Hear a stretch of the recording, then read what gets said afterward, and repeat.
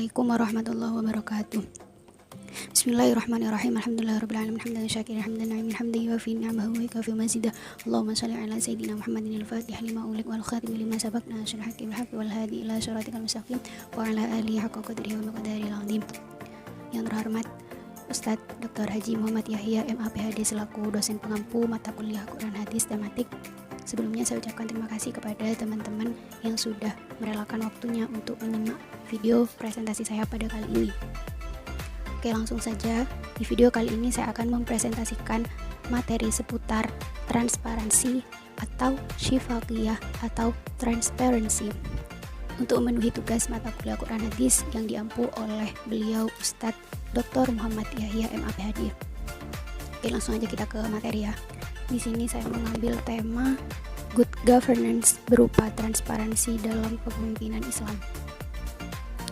Oke, apakah itu good governance? Secara singkat, good governance pada umumnya diartikan sebagai tata kelola pemerintahan yang bersih dan baik.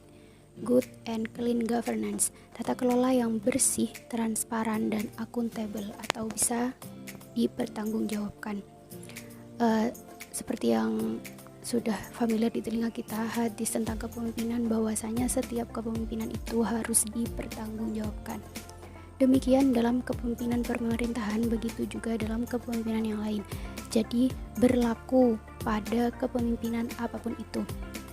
Dalam berbagai kepemimpinan dibutuhkan adanya transparansi demi memenuhi good governance atau good leadership, agar kepemimpinan dapat mencapai tujuannya, yaitu menciptakan lingkungan yang damai, nyaman, produktif sebagai jalan menuju taqarrub kepada Allah. Jadi yang kita rasakan adalah jika pemimpin kita tidak dolim, jika pemimpin kita tidak korupsi, maka kita akan hidup dengan damai, nyaman, produktif dalam beribadah kepada Allah, ya kan? Transparansi dalam Islam telah lama dijalankan sejak zaman Rasulullah. Konsep transparansi dalam Islam lebih banyak dipraktekkan dalam melakukan transaksi jual beli. Sebagaimana dalam ayat Al-Quran disebutkan mengenai transparansi dalam jual beli. A'udzubillahi minasyaitonirrajim. Bismillahirrahmanirrahim. Ya ayyuhalladzina amanu idza tadayantum bidainin ila ajalin musamma faktubuh wal yaktub bainakum katibun bil adli wa la ya'ba katibun ay yaktuba kama 'allamahullahu falyaktub. Al-ayah. Shadaqallahul azim. Artinya, wahai orang-orang yang beriman, apabila kamu melakukan hutang piutang untuk waktu yang ditentukan, hendaklah kamu menuliskannya, dan hendaklah seorang penulis di antara kamu menuliskannya dengan benar. Janganlah penulis menolak untuk menuliskannya sebagaimana Allah telah mengajarkan kepadanya, maka hendaklah ia menuliskan. Maka di sini dalam agama kita diperintahkan untuk adanya seseorang yang menulis, atau di zaman kita sekarang kita kenal dengan notaris. Adanya notaris adalah untuk menulis transaksi antara pihak A dan pihak B agar transaksi yang sedang mereka laksanakan dapat saling diketahui oleh kedua pihak. Nah, transaksi muamalah di sini meliputi seperti qardun, akad qoret, hutang piutang, akad salam, pemesanan, akad ijaroh, sewa menyewa, dan akad syirkah, persekutuan dalam suatu harta. Tidak berlaku dalam jual beli yang sering kita laksanakan, yang sering kita lakukan, karena dalam jual beli kan ada yadan biyadin, ada serah terima secara langsung, makanya tidak perlu diadakan notaris atau penulis di antara kedua pihak, antara penjual dan pembeli. Nah, begitu pula dalam kepemimpinan.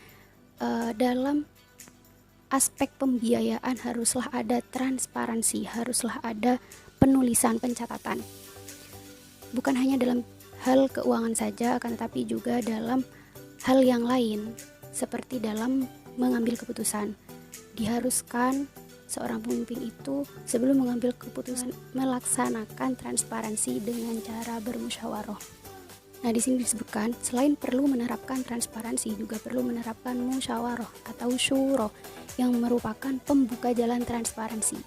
Jadi dengan musyawarah kita akan secara tidak sadar sudah melakukan transparansi.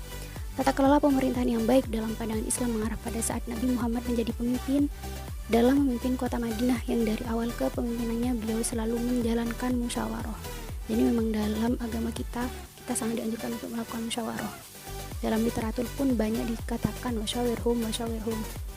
Nah, di antara hikmah adanya transparansi adalah meminimalisir adanya konflik antara seorang pemimpin dan yang dipimpin, mengurangi besarnya beban pertanggungjawaban di akhirat kelak dan membiasakan akan sifat jujur atau sidik yang merupakan salah satu sifat kepemimpinan Rasulullah, agar kemudian menjadi sumber keharmonisan dan kepercayaan yang kuat antara pemimpin dan yang dipimpin. Tujuan transparansi demikian dikatakan dalam sebuah makalah perkataan sahabat atau para ulama, Bismillahirrahmanirrahim, qulil haqqa walau kana murran, bahwa katakanlah, biasakanlah mengatakan kejujuran walaupun terasa pahit atau berat. Jadi memang transparansi sangat dianjurkan sekali. Nah, karena seputar materi tentang tanggung jawab kepemimpinan, juga musyawarah dalam kepemimpinan sudah dijelaskan pada dijelaskan oleh pemateri sebelumnya. Jadi di sini saya akan fokus memaparkan seputar materi transparansi. Ayat yang menjelaskan tentang transparansi saya mengambil dari surat Al-Mujadilah ayat 7 yang berbunyi, A'udzubillahi minasyaitonirrajim, Bismillahirrahmanirrahim.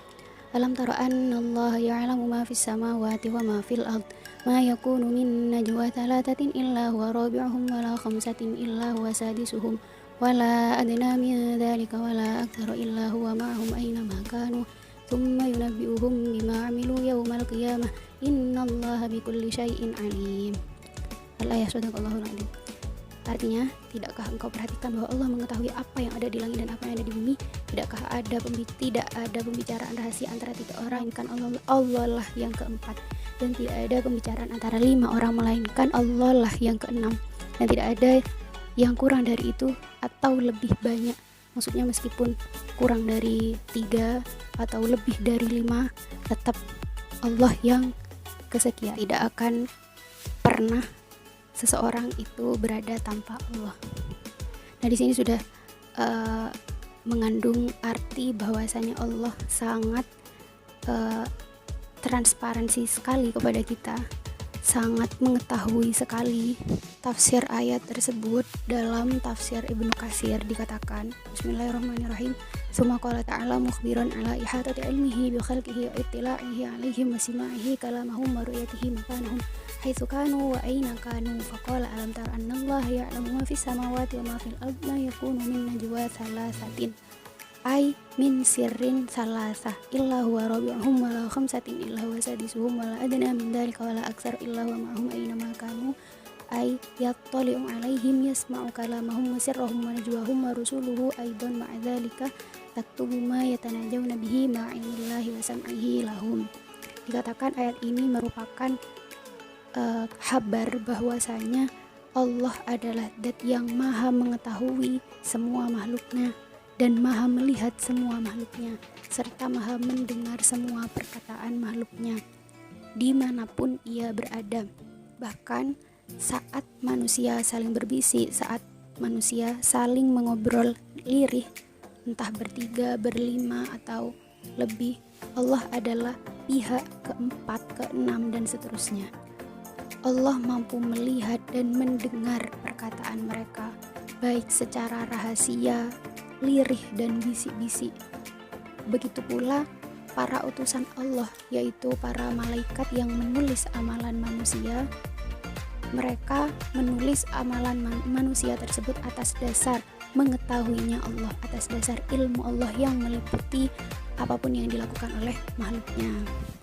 Walihada haka ghairu wahidin al-ijma' ala anna al-murad bihadhihi al-ayah ma'iyatu ilmillahi ta'ala wa la syakka fi iradati dhalik, walakin sam'ahu aydan ma'ilmihi muhitun bihim wa basyarahu nafidun fihim fahuwa subhanahu muttali'un ala khalqihi. Para ulama bersepakat bahwasanya yang dimaksud oleh ayat ini adalah luasnya ilmu Allah, adalah meliputinya ilmu Allah atas segala sesuatu.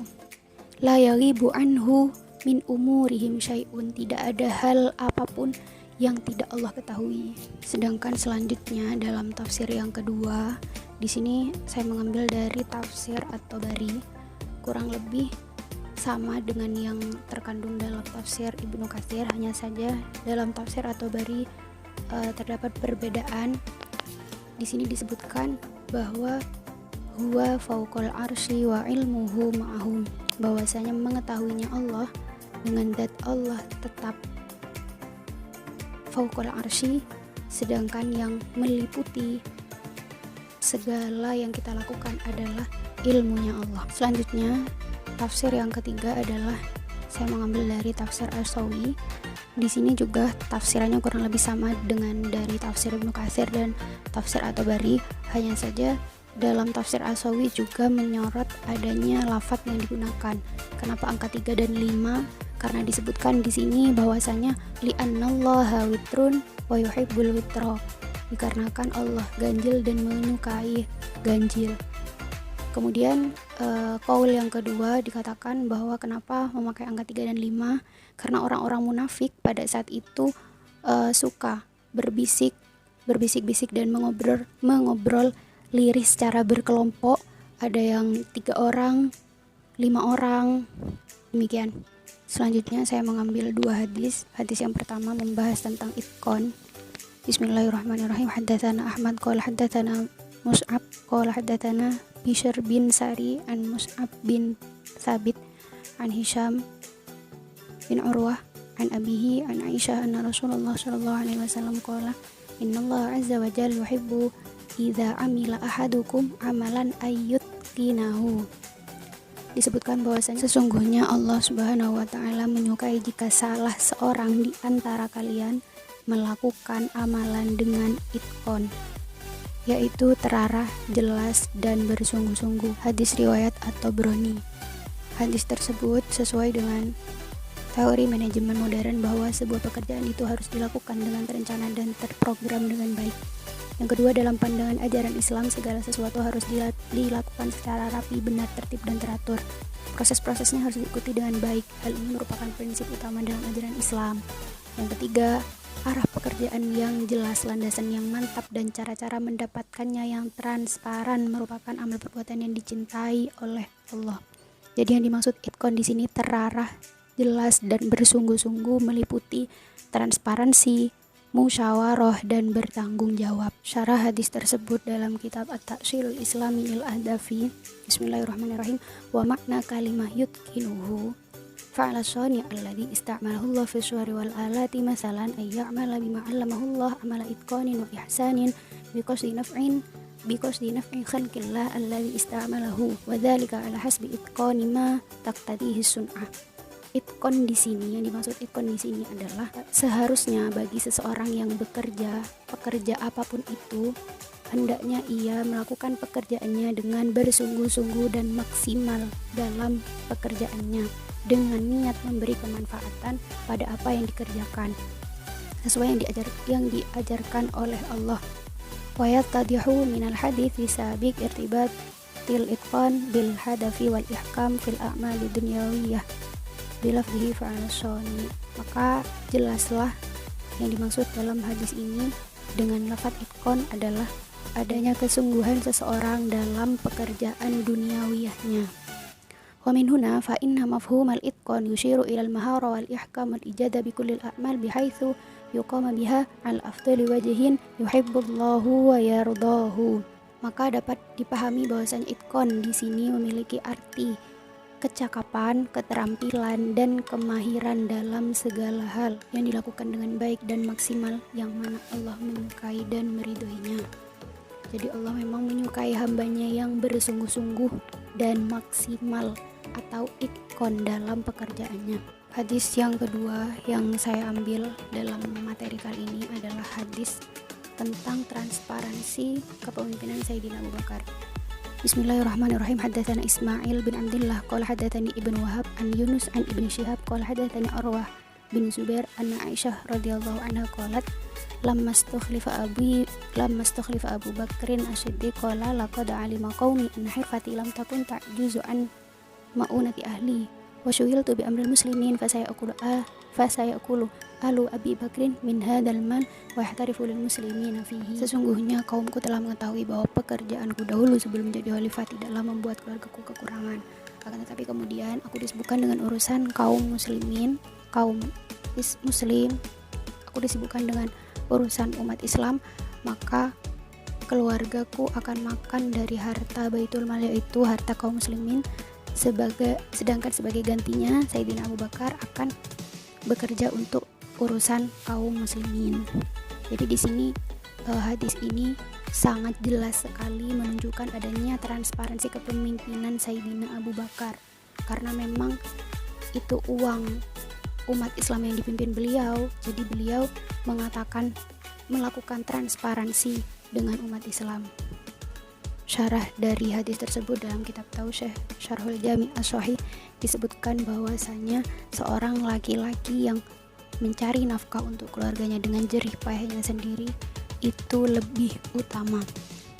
Oleh karenanya sampai-sampai Sayyidina Abu Bakar yang sebelum menjadi khalifah masih mampu untuk mencari nafkah dengan jerih payah beliau sendiri, akan tetapi setelah menjadi khalifah beliau tidak ada waktu untuk mencari nafkah untuk keluarga beliau dengan jerih payah beliau sendiri. Akhirnya karena beliau tidak mau, karena beliau enggan meninggalkan kewajiban mencari nafkah dengan jerih payah beliau sendiri yang itu lebih utama, akhirnya beliau mengambil dari Baitul Mal untuk makan keluarga beliau. Akan tetapi tetap dengan adanya transparansi kepada umat Islam sebagai yang berhak atas Baitul Mal.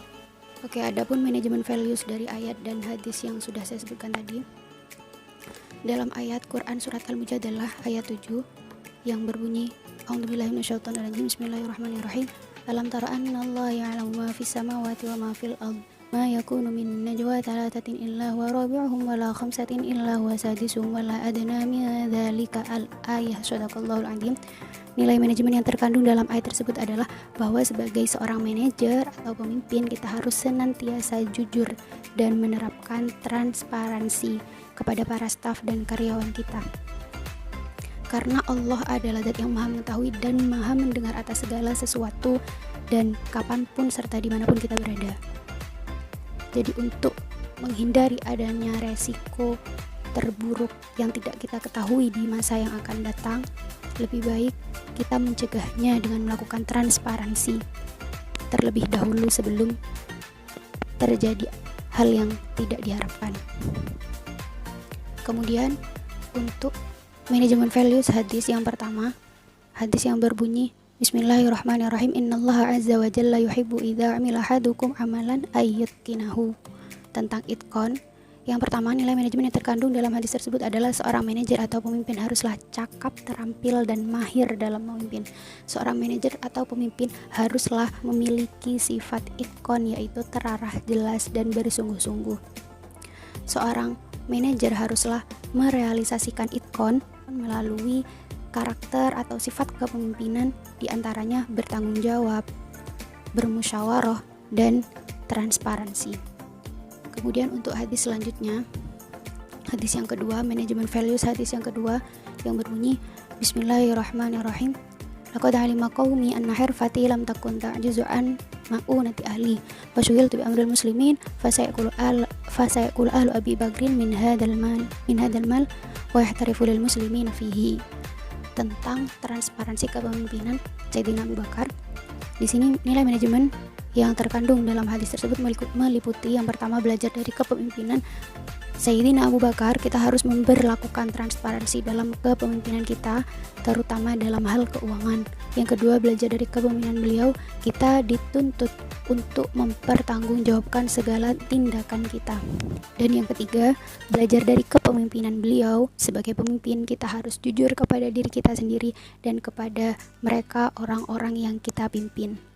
Kesimpulan dari semua penjelasan tadi, bahwasanya dalam dunia kepemimpinan kita dituntut untuk itqan, yaitu bersungguh-sungguh dalam apa yang kita pimpin dan berbuat maksimal atau yang terbaik dalam hal yang kita pimpin apapun itu, serta membiasakan diri dengan sikap kepemimpinan berupa tanggung jawab, bermusyawarah, transparansi, serta harus memiliki keterampilan, kecakapan, dan kemahiran dalam memimpin.